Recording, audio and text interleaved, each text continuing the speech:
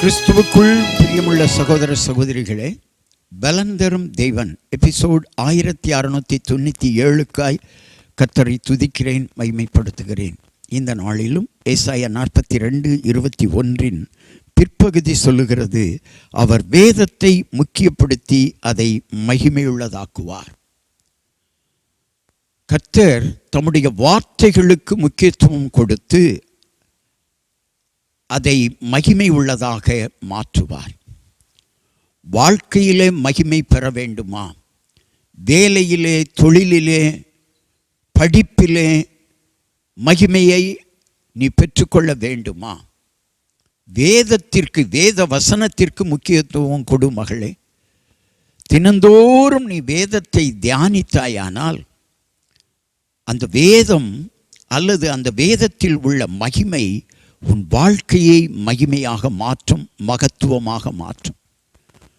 இருள் சூழ்ந்த உன் வாழ்க்கையில் மகிமையும் மகத்துவமும் வெளிச்சமும் வர வேண்டுமானால் வேதத்திற்கு தனி கவனம் செலுத்து.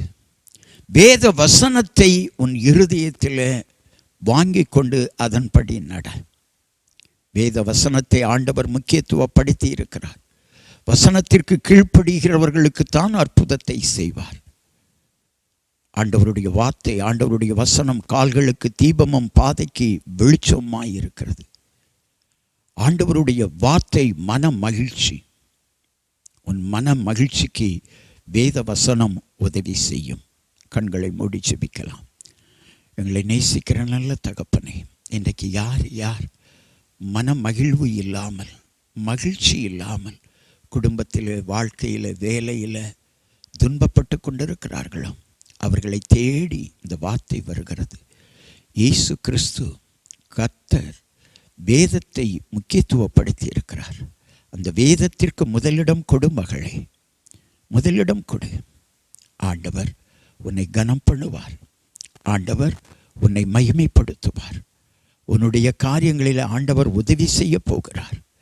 நீ பார், வேத வசனம் நீ கடைப்பிடிப்பாயானால், கற்றுக்கொண்டு கைக்கொள்வாயானால் உன் வாழ்க்கையில் பெரிய மாற்றம், பெரிய மகிமை, பெரிய மகத்துவத்தை காண்பாய். இப்பொழுது இருக்கிற துன்பமும் துயரமும் இனி நீ காண மாட்டாய். உன் வாழ்க்கையை முற்றிலுமாக மகிமையாக மாற்றுவது வேத வசனம். அதற்கு கீழ்ப்படி மகளே, மகனே, சகோதரனே, சகோதரியே. இயேசு உன் வாழ்க்கையை மாற்றுவார். இயேசுவின் நாமத்தில் ஜெபிக்கிறேன் பிதாவே, ஆமென்.